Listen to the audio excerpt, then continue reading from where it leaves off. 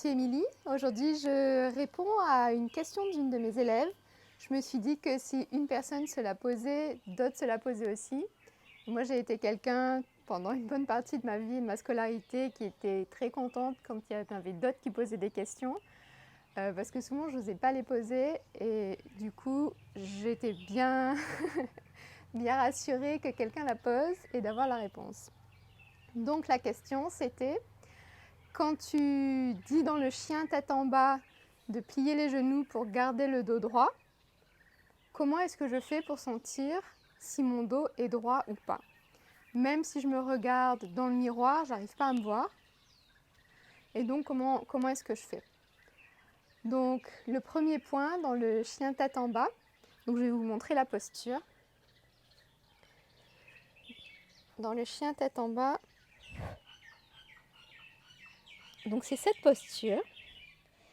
Et beaucoup de personnes pensent que l'objectif, c'est de placer les talons le plus près du sol.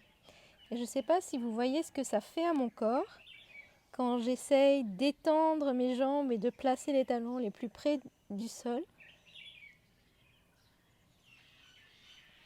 Mon dos s'arrondit parce que je n'ai pas la possibilité dans mon corps actuellement pour que je sois dans ce V parfait qu'on voit beaucoup sur Instagram, sur les couvertures de magazines de yoga, etc.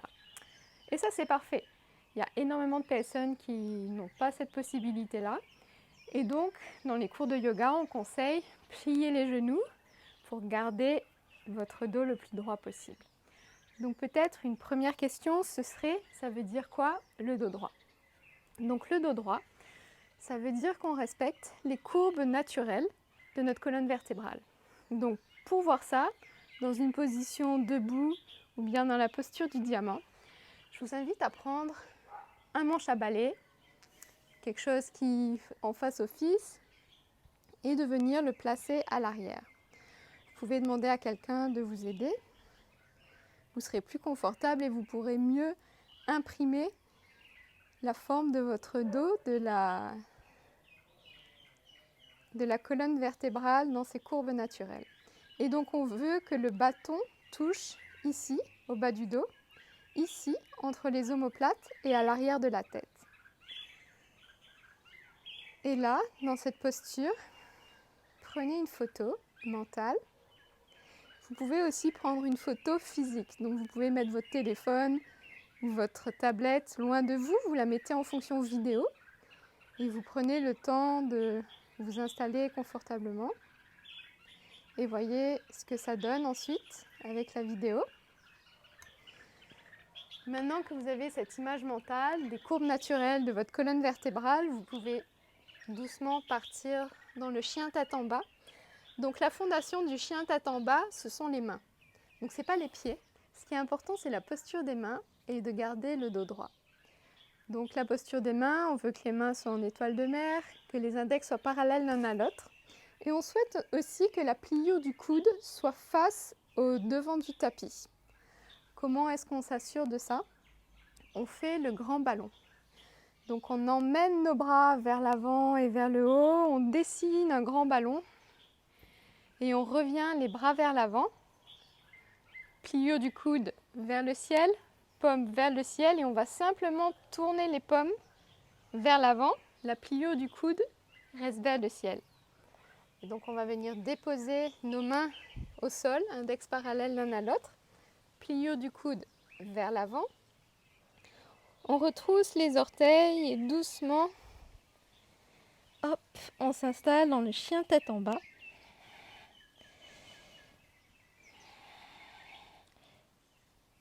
Et observez comment vous vous sentez.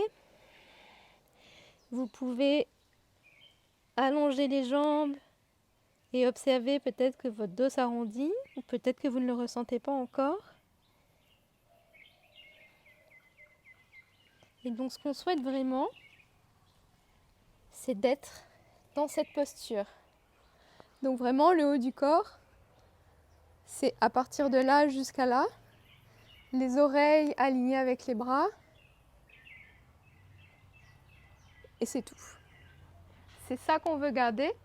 Les jambes, les pieds, ils font ce qu'ils veulent. S'ils peuvent toucher le talon, toucher le tapis, c'est parfait. Mais franchement, ce n'est pas du tout la priorité. Ce qu'on souhaite, c'est la santé et la sécurité pour nos articulations, pour notre dos. Parce que même si on ne sent pas qu'on se fait mal quand on fait des choses comme ça, quand on arrondit le dos, etc., quand on n'est pas en train de respecter notre alignement naturel dans ces postures, c'est une accumulation de choses qui viennent s'ajouter et qui à terme peuvent créer des blessures donc sur le long terme.